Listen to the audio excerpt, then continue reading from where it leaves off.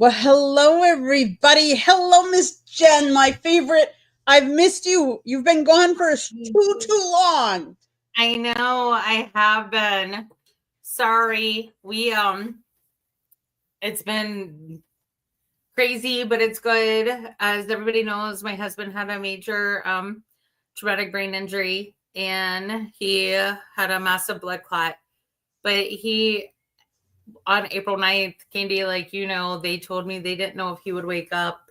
Less than 2 months later, he's home and he's walking with a walker. He sometimes still uses the wheelchair. I mean, that's to be expected. His legs get tired because he was immobile for like 7 weeks. But yeah, he's home. My job has been fantastic about everything that's going on. So yeah, it's been a lot. Throughout this, my family's gotten a lot closer without my family, without my best friends, James and Melissa, and without his best friends, Jeff and Dave. And Jeff is one of my good friends too. It's been unmanageable. My brother isn't a big fan of hospitals, so he likes dogs a lot. So he was coming over here taking care of my dogs for us while I was at the hospital. Because as you know, I was pretty much living at the hospital. So we all know that's not fun. So he started to do something dumb the other day. I was like, I'm done with hospitals. So you do this again, I'm not by your side the whole time. It's like I need new blue lens glasses just from that place. So, but overall, he's had great health care. I love the surgeon that saved his life. She was fantastic. She literally saved his life. And then the surgeon who he had to have exploratory surgery the next day, just to make sure he didn't have a aneurysm or anything like that. That surgeon came in and said, your husband's going to make it. He's going to be perfectly fine. And I was like, really? He was like, yeah. So, we've had a lot of positivity. His last surgeon told him how impressed he was because we saw him the day he was discharged from the rehabilitation hospital where he started to physical therapy, speech therapy, occupational therapy. He was like, dude, you fought your butt off to save your life. I'm impressed and I'm really proud of you. Make it a good life. And I was really tired because I'd been up till 4:30 the night before making sure the house was perfect for him to come to. And today I decided to tear it apart again. So you know how that goes, Candy. She never have anything.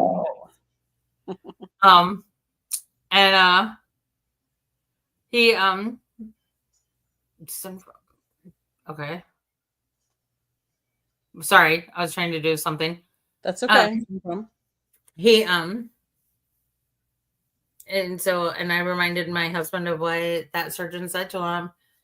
And there was one doctor that I have a doctor crush on, Dr. Fillmore. He was his neuro ICU doctor. Just a good person. And he genuinely cares about his patients and the patient's family. And you can tell that. So he was in very good hands. That's awesome to hear because sometimes you hear, we always hear some of the horror stories. So it's always good to hear the good.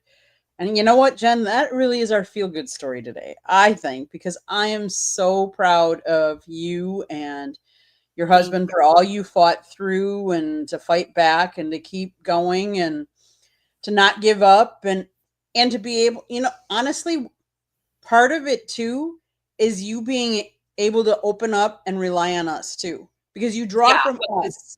I could feel the love from you guys so much. We're having some people over on Saturday, and I wish y'all were closer. Y'all need to be in Charlotte for any reason Saturday? You're the closest one to me. Okay, fine. But we're doing a brisket. We're going to start cooking on Friday. We're doing a brisket and a pulled butt and pulled pork, and just for the people who have really been there. And I wish you guys were there for us. We're trying to think of something to sit for you guys, but stop. But I felt all the love and all the virtual hugs. I truly did. Yes. Well, and I'll say this, Carrie reminded me when he was still when this was still not even a week old. She reminded me, like, as soon as you told us what happened, I knew immediately his mom and grandmother were there. Salsa. Yeah. And Mm-hmm. and so that was really cool. And then, like, as soon as she said that, like, I made this guttural sob because it was like, oh my God, you're so right. It was like, thank you. And this lady came up and hugged me because she saw me, and and her son had been at a friend's house, and the daddy had left a gun out. The daddy and his friends, last I knew, were still in jail because her son and his best friend had picked up the gun and were playing with it. They didn't know it was loaded and unlocked, I mean, and he shot himself in the face. Oh. And she came over to me. That was God's angel. Truly. Mm-hmm. So, yeah. And then you were dealing with some stuff too at the same time. And thank you for being so supportive. I know it was no fun.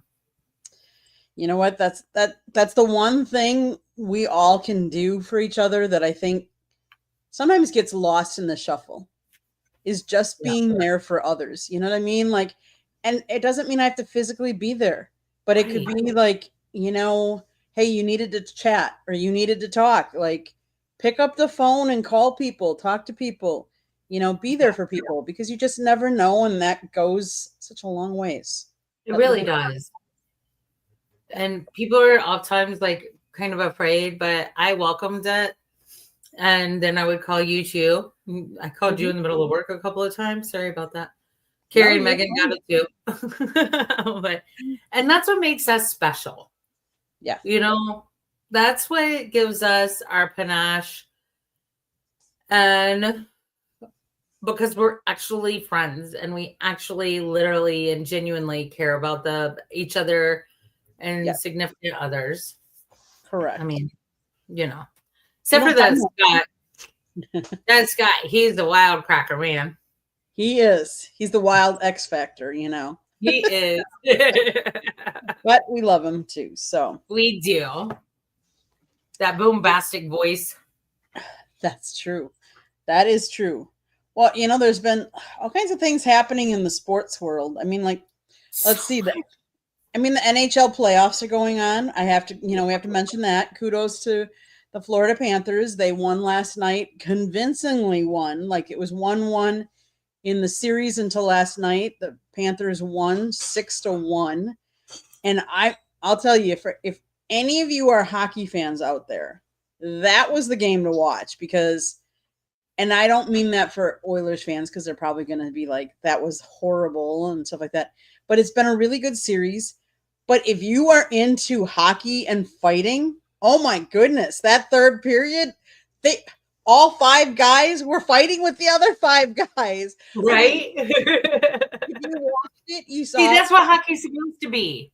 I know, but like, it's just crazy. I mean, they showed on camera how some of the players that were on the Oilers bench took their water bottles and was squirting water over the in between into the Panthers bench. And I'm like, oh my goodness, are we 2 or what? It was so funny. It was, in all seriousness, the Panthers are up 2-1, but the other 2 games were much closer in the series. And of course, we also have the NBA Finals going on too, which we got to mention, because it's 1-1 in that game, in that series. Indiana, that first game, they led all of 3 seconds. I mean, I was shocked. Like, it was just that last shot. It's always the last shot. It is. The second game. I know that sounds trite, but it truly is. It truly is. Yes. The second game was didn't end in the Pacers' way, so that series is also 1-1. So yeah, like, I don't know why. Like, I mean, who was it who was talking smack about the Pacers? The guy who was it, Chris Collinsworth? I know he usually does NFL, but for some reason his name's popping in my mind. Who's talking smack, and whoever it was is always talking smack about whoever the championship squad is. at least for the last couple of years. And so when you start talking smack, I was like, maybe because like he's obviously like their bad seed. Because I know like at times, whatever. Anyway, he was talking smack about the Pacers, but then they're tied, so maybe not. Because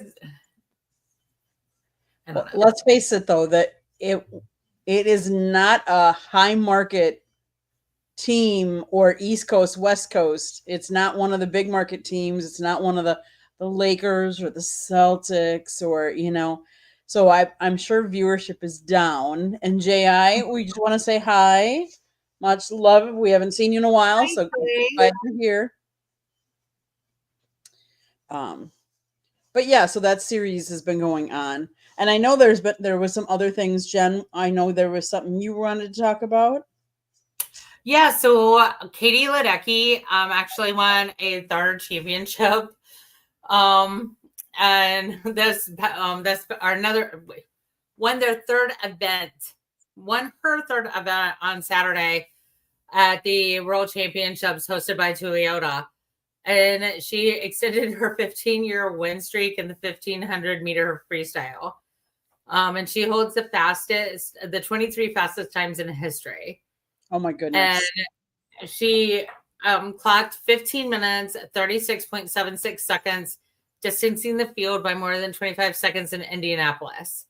Whoa. If y'all don't know, so I was a competitive swimmer, so I love talking swimming. I'll do it all day long any day. The 1500 or the 1650 are the mile. The 800 is half a mile. The 800 is more of a sprint distance, kind of in the middle of, obviously 1500 is, or mile swim is distance, but it takes so much stamina to do that. Like my fastest time ever was like 22 minutes because I was a mile swimmer. I wasn't even that great at the 800. So, excuse me, I'm sorry.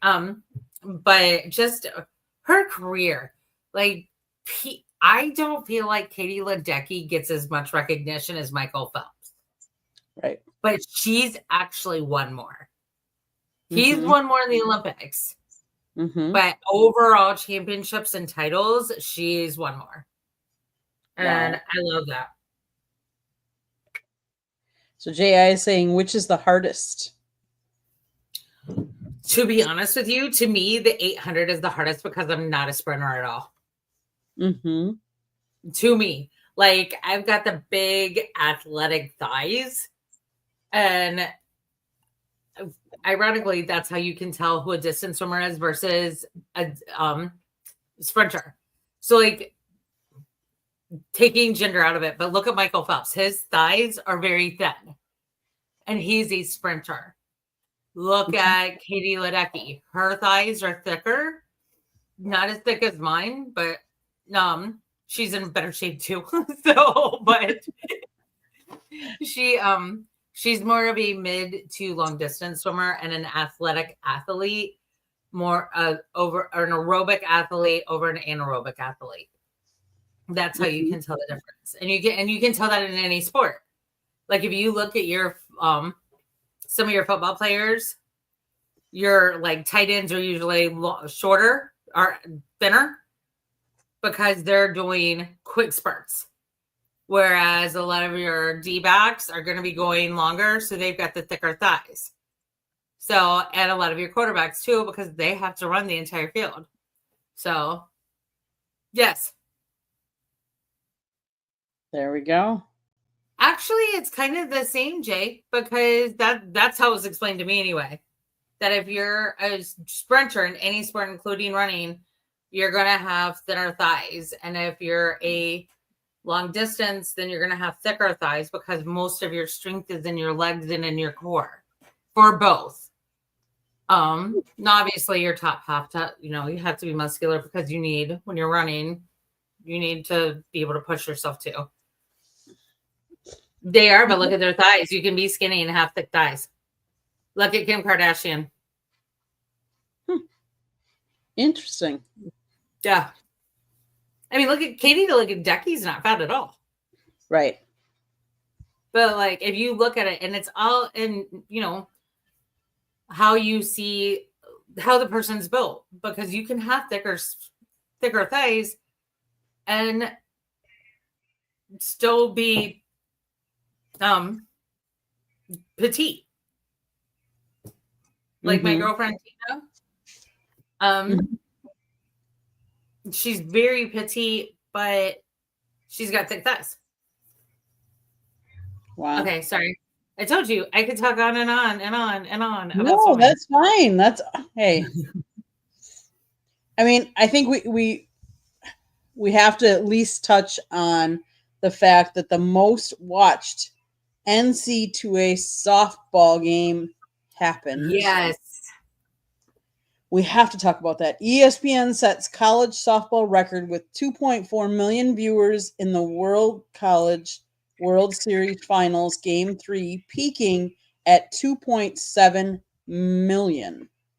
That is awesome, and it was Texas against Texas A&M, I believe. Uh-huh. Um, but softball, like women's sports, has gotten a lot more recognition. It's starting to get a lot more viewers. Obviously, the WNBA is women's college basketball has gotten, but now softball, NC2A softball, and the new AUSL league, softball league, also debuted this past weekend. Now, I haven't seen any of the numbers on that one to see what it. I know attendance wise, it sold out. I don't know on I don't know on TV how much MLB, because I know it was on MLB this weekend, whether how much viewership it got, but it's just cool to think to see that women's sports is getting more viewership, more recognition. Candy, Yes. I hate to ask this. Can you hold on one second? Or you can keep talking, but I need to help out real quick. Yep, no problem. ESPN did a Sorry. good job of elevating softball over the past few years. Yes. WNBA is only because of one player. I agree with it. It's Caitlin Clark has really brought a lot of recognition, but I think it's also a little bit of her, Angel Reese, and some of the Mm-hmm. others as well. It's not just Caitlin, but she Right. has definitely helped really bring more recognition. And I'll be honest with you, to me it doesn't matter as long as we're getting recognition and that women's sports is getting more viewership. That's what matters, because let's face it, there's a lot of young girls out there that want to have a platform. Yeah. And honestly, to me, I feel like I don't know if you remember this, but in '96, when the WNBA really first came out, there was a lot of buzz around that. And it did taper off. But when you look at the history of the ABA and the NBA and then their merger, it took them about 25 to 30 years. I think Megan told us it was 27 years before the NBA ever made a profit. Mm. And so we're right in that same trajectory. Yep. And, I don't know if you watched the 96 effect on Peacock or not, but 1996, like all throughout, I'll go with Olympics being televised. There has been a spotlight on women, especially in gymnastics. But 1996 was the catalyst. And it really was almost a pinnacle, because about 5-6 years earlier, that's when Title IX changed too, to include female athletes. And it's just been since there. I do, and you're right, Caitlin Clark and Angel Reese. But let's not forget about Kara Lawson, who's now a head coach of Duke, who just won, their first ACC championship with her at the helm for what, 3 years, 4 years? And you've got Dawn Staley. You have these women who paved the way. Right. And then they're coaching these people. So let's not forget the pioneers of the WNBA, because they deserve it too. Even Jackie Carson, who is the associate person of women's hoop college basketball for the ACC. She's been on our show. I want to email her. I'll email her now that everything's come down, to see if we can get her back on. But she was in the WNBA for a hot minute. And how these women do it, and they wear like stilettos, not just high heels, stilettos on course. Girl, I don't know how they do that. I'm too old for that shit. Hi, JD. Hi, JD. But do you mind if I touch on something real quick also? Speaking of ACC. So we have two exciting things coming out right now. So a date has been announced. Netflix has announced the release of a special documentary honoring the legendary Tar Heels coach, Dean Smith. And it's going to celebrate his life and career. And he was just a good man. I can't find the date it was announced, but sorry. And then right after that, I saw that Dean Smith, Dean Smith, sorry. Coach K is, what was it? Sorry. He's being inducted into the 2025 FIBA Hall of Fame class. So Duke posted the news earlier this week for him to go in. And so he's going to the Hall of Fame this year, which is awesome. And so that's and for those who don't know, UNC and Duke actually held the first televised basketball game, collegiate basketball game. And then they also hosted, and that was local first. Then they were the stars of the first nationally shown college basketball game. So your documentary is September 22nd of 2025. Thank you. Sorry, I can't find it. I was trying to look real fast. That's okay. No problem. That's why I got your back. And then I thought it was interesting. Have you seen a lot of people getting upset that Jim Irsay's daughters are all getting ownership of the Colts?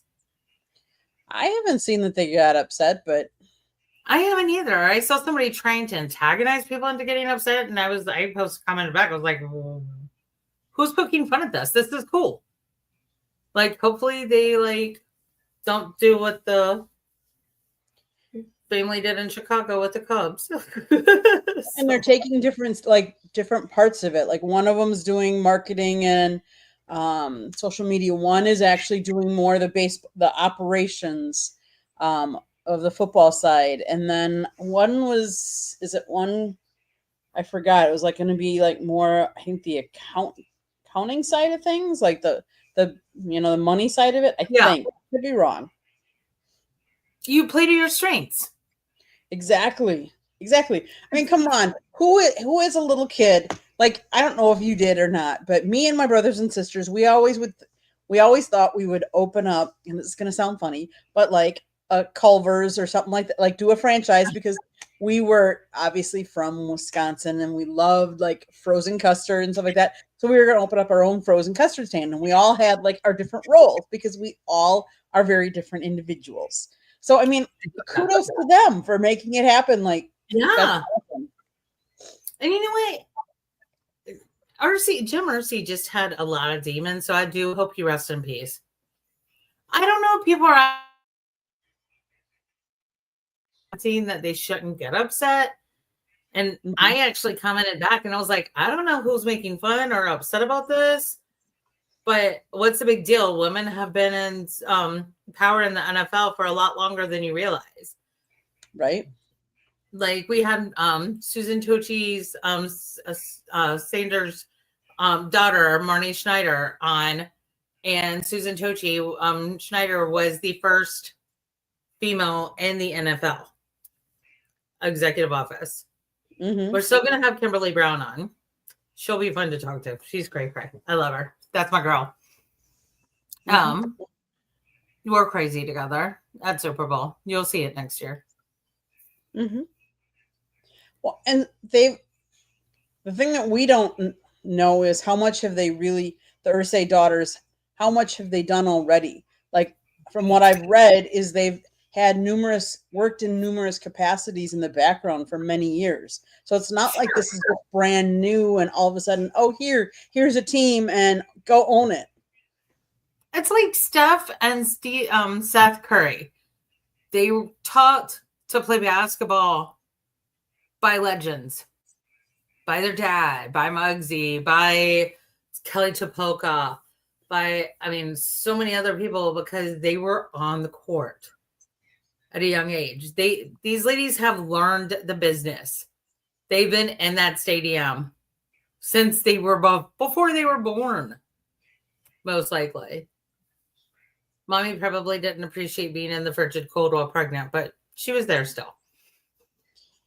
So they're saying the eldest daughter, Carly, will assume the role of owner and CEO and has been designated principal owner. The NFL bylaws require that teams designate a single principal owner, even in scenarios where franchises are family controlled. So Casey will be the owner and executive vice president, while youngest sister Kaylin will be owner and chief brand officer. So, okay, interesting.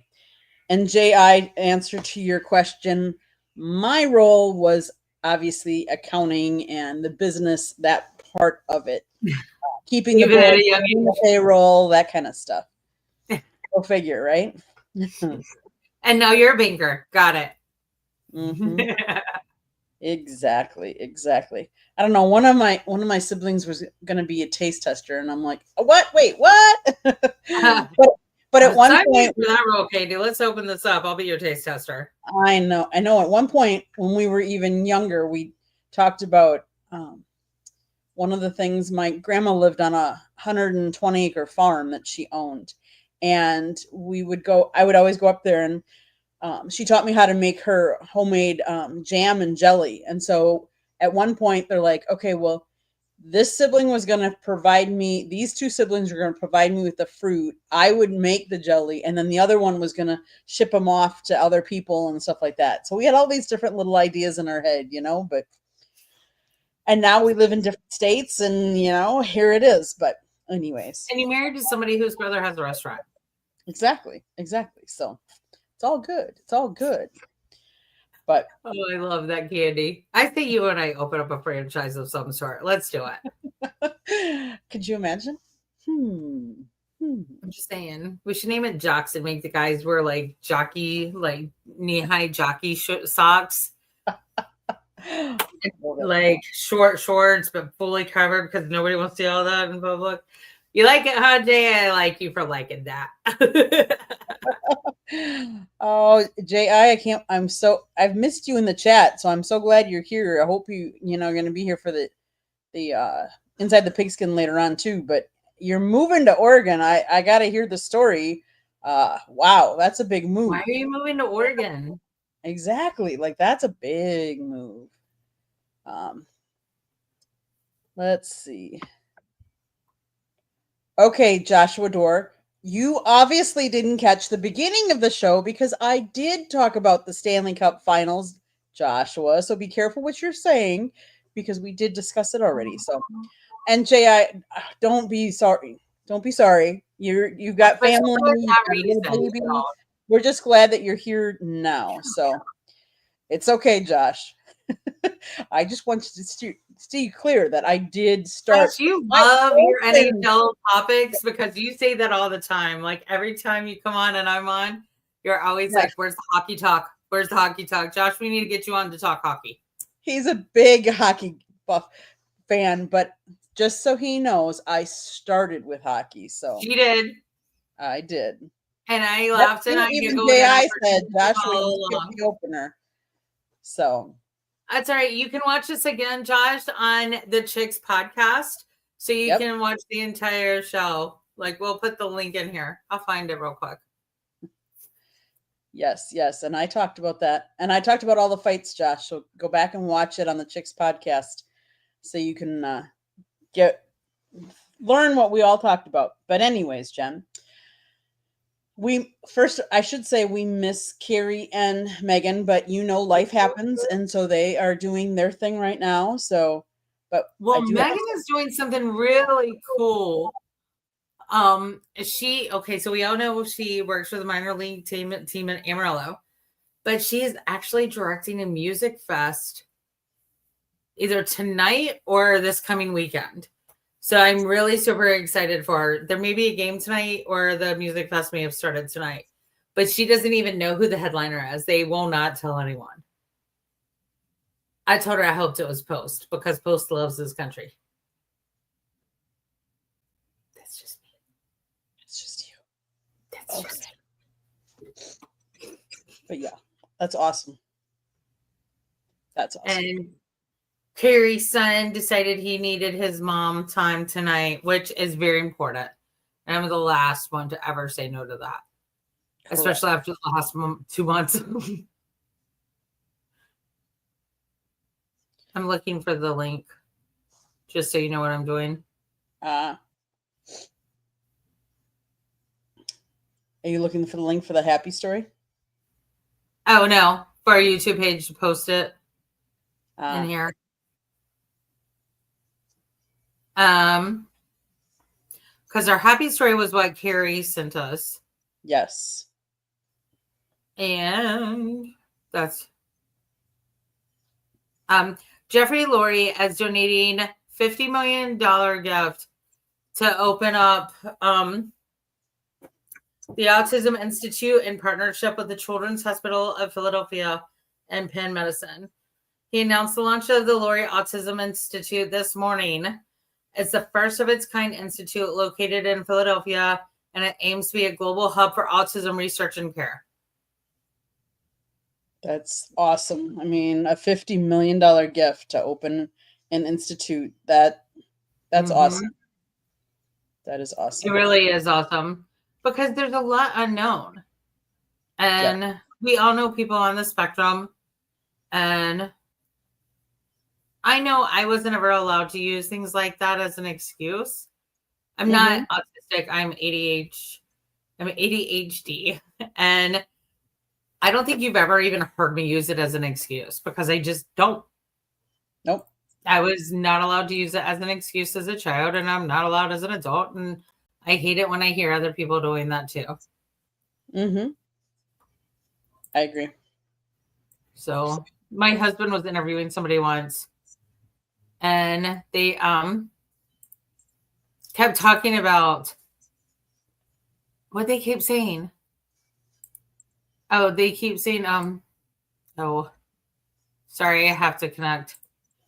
That's okay. In the chat, and then I'll finish my thought. Okay.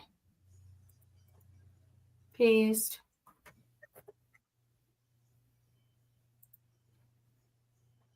Okay. Go ahead and subscribe also, Joshua. And you too, Jay. That way you can watch it while you're listen to it while you're driving cross country. Yes. But so Alton was interviewing somebody once at his old company, and they kept saying two things that really got on his nerves. Person kept using their ADHD as an excuse, and they kept saying their partner, as in their romantic partner. So finally, and we don't care. Alton looked at him and goes, "First of all, I need you to stop referencing your ADHD, because you're never going to meet anyone more ADHD than my wife. She tops the cake. And you're never," and he goes, "And your partner, do you have a side business? What are you talking about here?" I was like, "Oh no, my husband." And he was like, "Okay." He goes, "What about you?" Like, because I guess the guy was super nervous. So he kept like clutching. We've been there. But yeah, so you just can't use that stuff as an excuse. And I hope that that's what's taught.